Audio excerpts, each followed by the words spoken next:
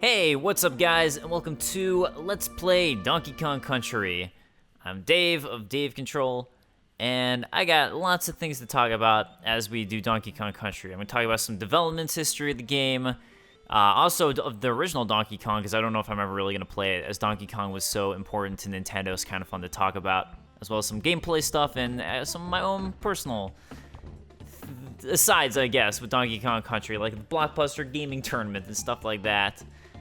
When I was a kid, I loved this intro. I just thought it was a lot of fun. So, big thing about this game, as I press start here, that was really major, was apparently start's not doing, there we go. Oh, I guess I played it before. Well, we'll start with game 2.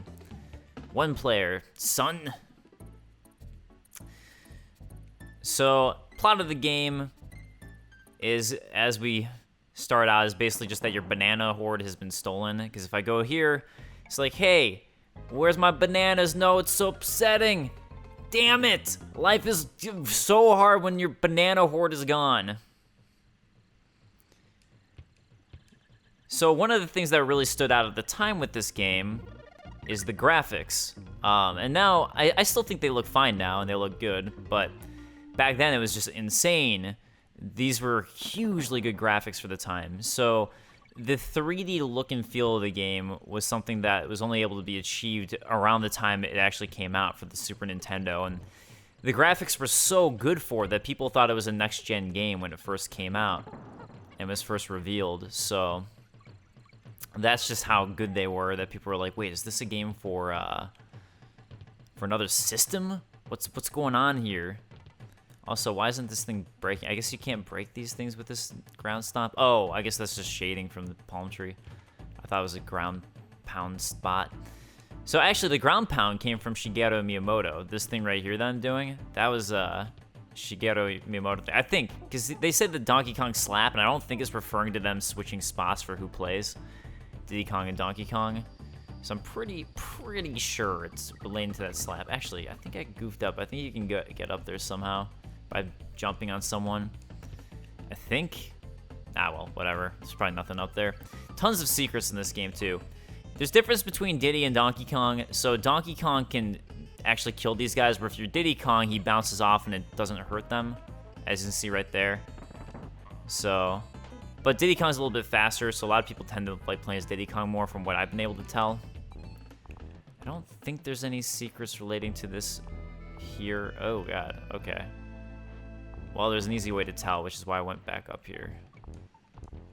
So, fun fact about this game that's really random, I guess, is that the game was actually originally much harder than it is and much more difficult.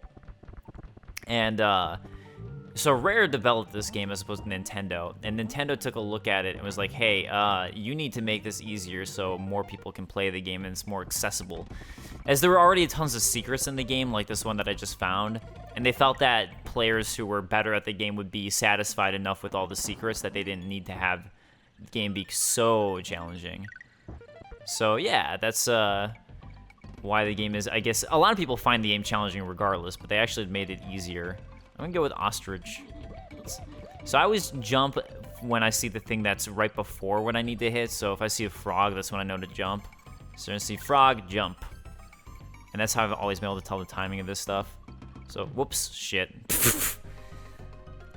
I got early there because I was then started anticipating the frog and jump instead of doing it when I saw it. So, cool. I did good. I forget if this is where the secret is or not. Okay, I guess not. There's also secrets by falling through. I don't really mind that I died there though, just because if that secret I fucked up on is now open again, I can get it. I forgot with your percentage with these games. I've never really been sure if it shows your percentage if you just find the secret room or if you have to beat it. At least for this specific one. Yeah, I wasn't really sure. So I already got that other secret, so I'm going to say I got it, but this one I can actually get correctly this time. So I have to remember when I see the damn frog. Okay. There we go. I think the fact that I was talking too, when I'm doing a timing thing, I need to not talk. That's gonna screw me over. Oh, I completely forgot to check the time on when I started too. There's also secret areas within these spots too, so that's something you gotta look out for. Before I talk about more development history with the game, something that playing the beginning of the game always reminds me of and makes me think about is that there were Blockbuster tournaments that were held, or a Blockbuster tournament that was held around the country. And they did a couple of them. I don't know if they did more than 2, but they at least did 2 that I participated in when I was a kid. And Donkey Kong Country was the subject of the second one. The first one was a Teenage Mutant Ninja Turtles fighting game. And here's your secret up here, which gets you, I think this is ×2. Yeah, each one's a little bit, there's other ones that give you more, but this one's ×2. But the Donkey Kong Country one, the way that the game worked, or the challenge, I guess, worked, was that they would judge you on how fast, I think it was how many bananas you got. I don't think it was how fast you could get through stuff. So you had a time limit, and it was however many bananas you could get in the time limit. And I'm not sure, actually, if that thing that I just got counted for that, but I'm going to check to see if there's any other hole that I could maybe fall in that I would have missed. Nope, I guess not. I guess it's the next level that has the one that you just fall into for the secret.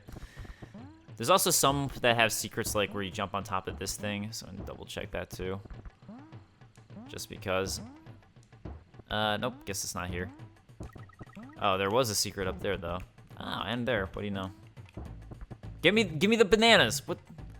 I want bananas. Why? Why? So I got in my local Blockbuster that was holding the tournament, because it wasn't every single Blockbuster, but the local one for me that had the tournament, I got 7th place, which was frustrating me. So it was the second one. The first one I was in the top, and you had 2 attempts, by the way. I think on 2 different days to get your times. But yeah, so the first one that I did, I got 4th or 5th place. So I think I was more mad because I did worse the second time, the second Blockbuster tournament. Whereas the first Blockbuster tournament, like I said, I got 4th or 5th place. This one was 7th place, so that sucked. Okay, I guess there's no secrets there. Thought there would be. That's kind of the hard thing with this game. Sometimes it's just finding all the secrets. Yeah, I figured there must have been a secret up there, since you could jump on top. Oh shit. This level has a bunch of major secrets too by dropping down. I can't remember if right there is one. That's the thing.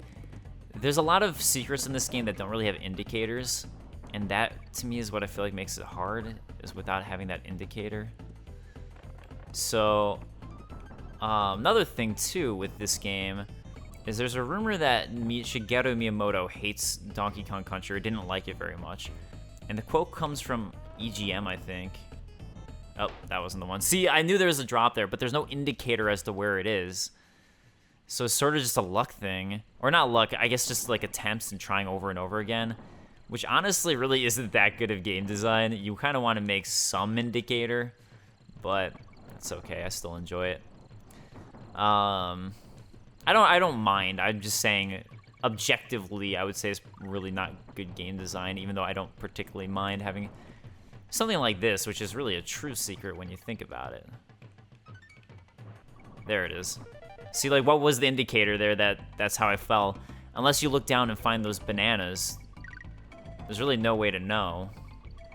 Unless, like, you see that. The bananas there. But then you don't really know which drop to take, so. Yeah, so anyway, Shigeru Miyamoto, there's, from what I could find, and I was trying to research this, but there was a quote in an EGM article where he said that Donkey Kong Country was proof that gamers would even play mediocre games as long as the art is good. So that was his quote, or supposed quote, I guess you could say. But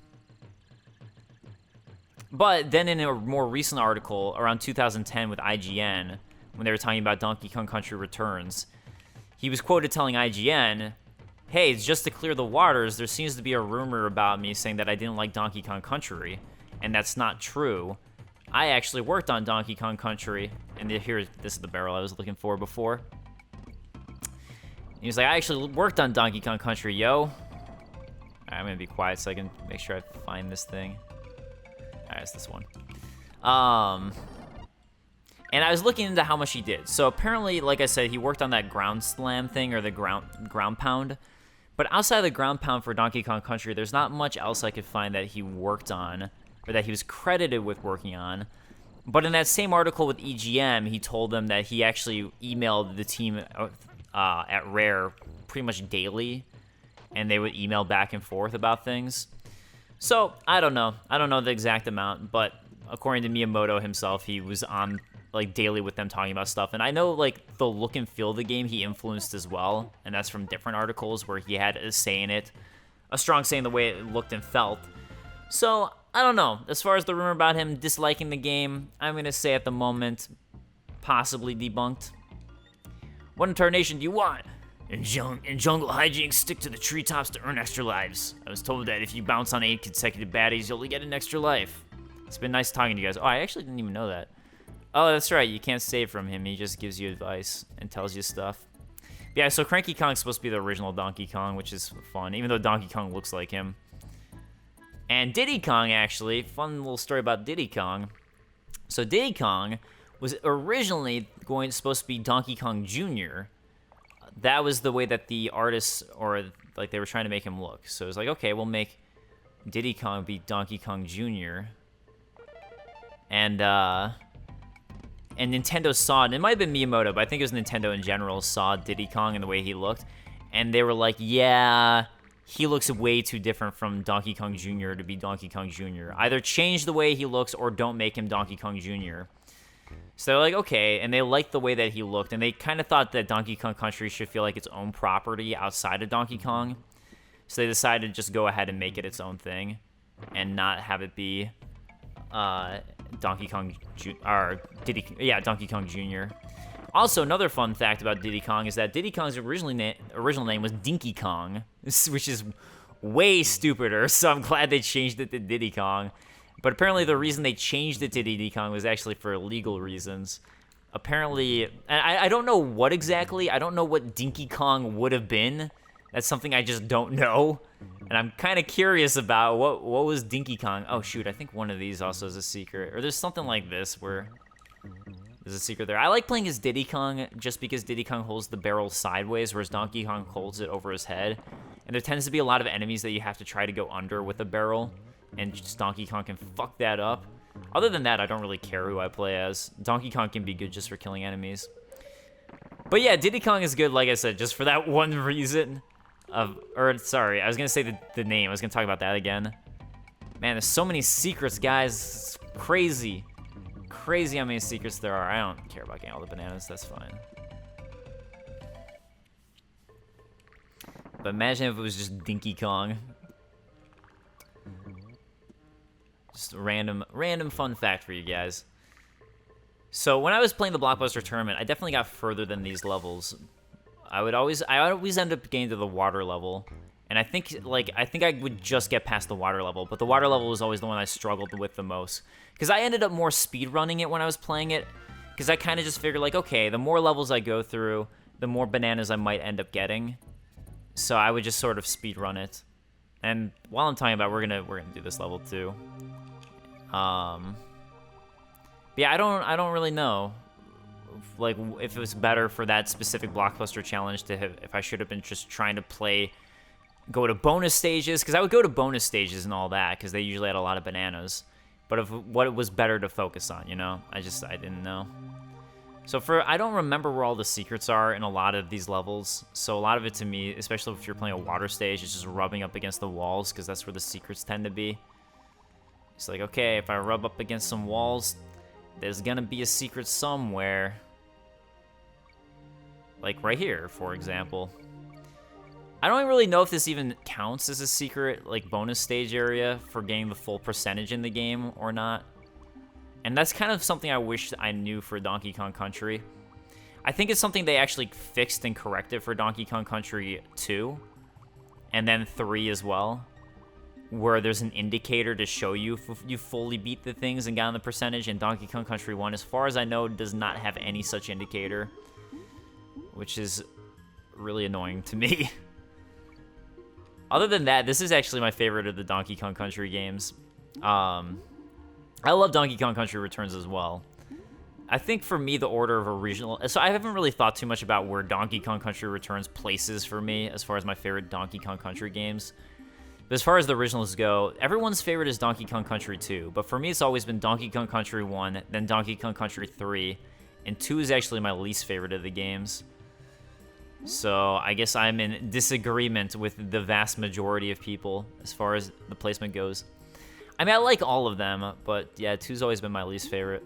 I don't know why that is. It might actually be because Donkey Kong Country 2 is the only one I don't own and never owned as a kid. My little brother picked up Donkey Kong Country 3 at some point. And like I would rent Donkey Kong Country 2. But yeah, like I said, that might be why. I think Donkey Kong Country 3, and I could be wrong here, and I guess you can correct me because I think he watches some of these. But I think Donkey Kong Country 3 is my little brother's favorite one in the series. So, and that might be why. Maybe it was because it was his he owned, and Donkey Kong Country was the one that I own. I actually remember Donkey Kong Country 1. I remember when I got it. It was a Christmas present from my parents. So, yeah, that's how I got it, Christmas present. So, and I still remember to this day getting it. I don't remember what my older brother got around the same time, because we would always ask for games for the holidays. That's all I ever really wanted. I mean, I'd ask for other things, but like the top of my list was always video game stuff. And I usually would remember what my brothers got, because it was the same thing with them. And that was what was cool for me as a kid. I was really lucky in that sense, that I got to play a lot of games just because I had two brothers and they both love video games as well. So we'd end up like buying games, but we'd always buy different games, and sometimes we'd argue over who bought which game and all that, and have disagreements. But I'd always end up getting to play way more games than a lot of other people, and that was just by virtue of my brothers. Both of them also loved video games, or like I'd go to Blockbuster back when it existed and rent games as well, and that was really big to me. But you know, I'd be able to rent a game, but one of my brothers would also end up renting a game, so we'd end up kind of renting more games by that way too. So I had a lot of ways to play more games than other people did, and again, it was really just for that reason. Or own more systems, because like if 3 systems came out, I would buy one. My brothers would buy, like each of my brothers might buy one, and then we'd have more systems than if I was just a single, you know, just a solo kid, I guess. Whoa, dudes, my name's Funky Kong. I always loved Funky Kong. He was my favorite. Not that you can do much with him yet. He's really for later in the game, but it looks so cool. And his music's dope. Actually, next time I think I'll talk about some music. All right, guys, that's gonna wrap it up for this episode of Let's Play. Thank you guys so much for joining me, and I will see you guys next time as we talk more Donkey Kong Country design stuff, because I didn't talk too much about it really. And we talk about some David Weiss music and other things. So, guys, thanks so much for joining me. I'll see you guys next time. Later, guys. Peace.